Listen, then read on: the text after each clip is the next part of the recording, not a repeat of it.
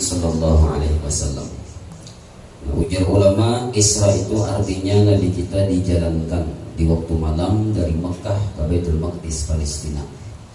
Dan Mi'raj itu ujar ulama, Nabi kita dinaikkan dari Baitul Maqdis sampai ke langit pertama, kedua sampai ketujuh, sampai bertemu dengan Allah Subhanahu wa Ta'ala.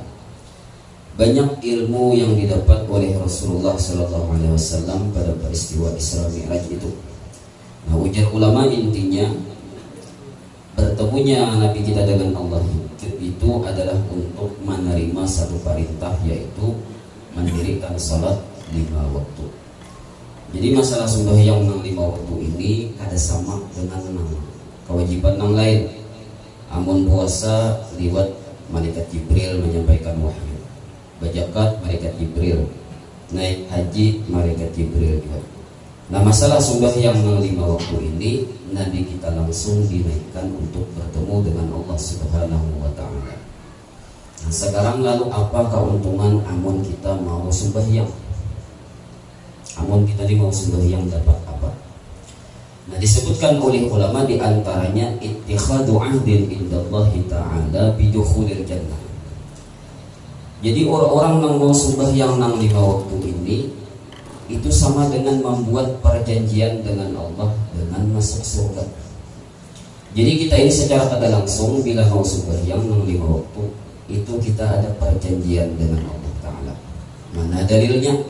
Nah, wa fil hadis qala Allah azza wa jalla, inna li 'abdi 'alayya ahdan in aqama as-salata li waqtiha an la u'adzibahu wa an udkhilahul jannah bighairi hisab. Nah, ujar di dalam sebuah hadis Nabi ini, sesungguhnya bagi hambaku terhadap aku ada perjanjian. Jika dia hamba mendirikan sembahyang pada waktunya, nah isi perjanjiannya inilah: 1, bahwa aku tidak akan mengazabnya.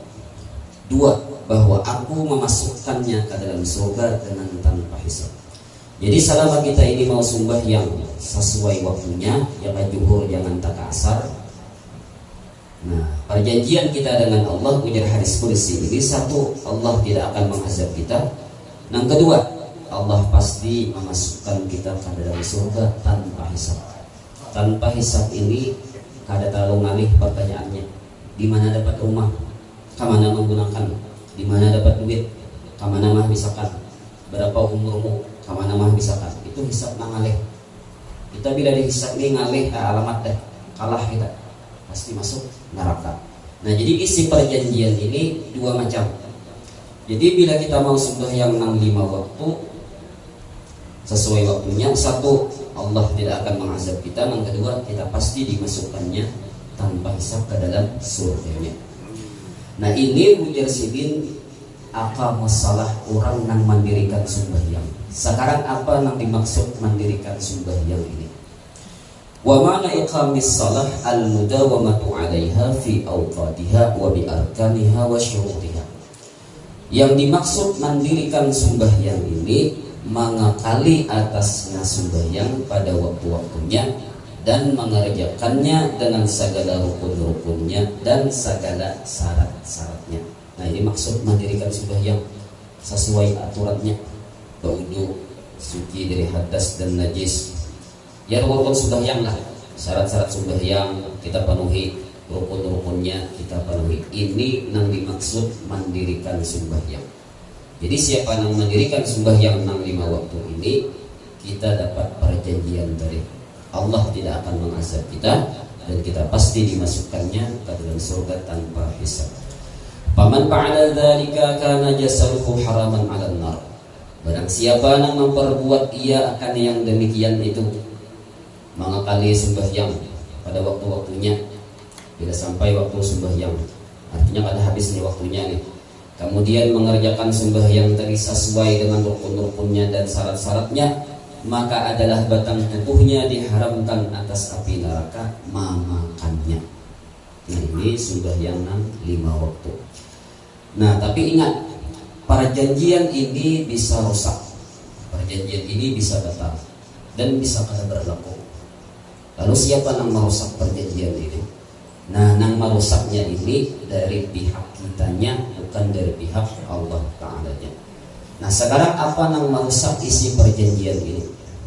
Nah, disebutkan di dalam kitab Al-Kaba'ir halaman 14, wa fis sunan anna Rasulullah sallallahu alaihi wasallam qala man taraka as-salata muta'ammidan faqad bari'at minhu dhimmatullah. Barang siapa yang meninggalkan ia akan satu sembahyang fardu dengan sengaja. Pokoknya kita ada sembahyang masih ngajian ya lah. Barangnya apapun alasannya, kulir kah, aku lapah kah, pokoknya ada sembahyang nih. Barang sekali aja nih 5 waktu nih, maka sungguh telah terlepaslah dari orang itu oleh jaminan Allah Subhanahu wa Ta'ala.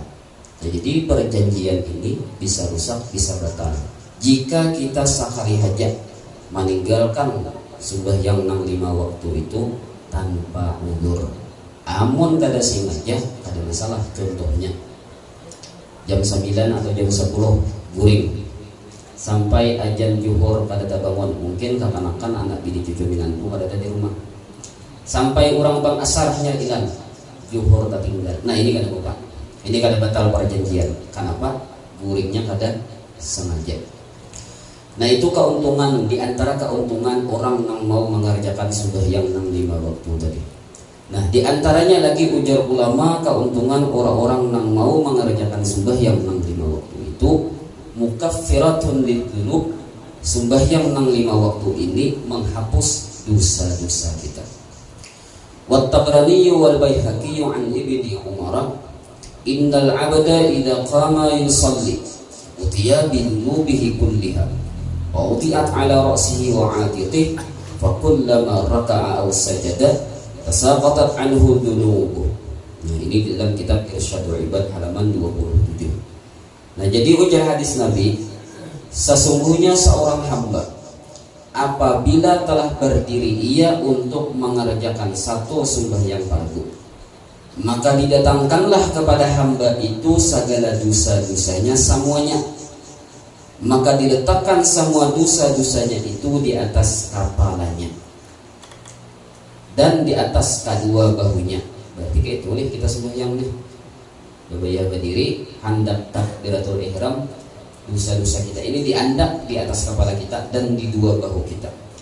Maka tatkala ia rukuk atau sujud, maka berguguranlah daripada hamba itu akan segala dosa-dosanya semuanya. Nah, ini Jersidin, sembahyang 5 waktu ini mukaffiratun lidzunub, menghapus dosa-dosa kita. Nah, di antaranya lagi sabda Nabi wa Muslimun an Jabirin, masalus salawatil khamsi kamasali nahrin jarin adabin ala babi ahadikum yaktasilu fihi kulla yawmin khamsa marrat fama yabqa dzalika minad danas. Nah, disebutkan lagi di dalam sebuah hadis, perumpamaan sembahyang 5 waktu seperti sebuah sungai yang mengalir di depan pintu rumahmu, yang dengan air sungai itu engkau mandi pada tiap-tiap hari sebanyak 5 kali. Maka adakah tersisa dengan mandi sebanyak 5 kali pada tiap-tiap hari itu daki di tubuhmu? Nah, jadi sembahyang 5 waktu ini kan kayak mungkin kita mandi 5 kali. Datang di pohmaan awak balicak mandi kan sekali bersih. Apalagi amun 5 kali, kan sembahyang 5 kali nih sehari semalaman. Nah, ini menghapus dosa-dosa kita yang di antara 24 jam tadi. Nah, hadirin hadirat rahimakumullah, ini tadi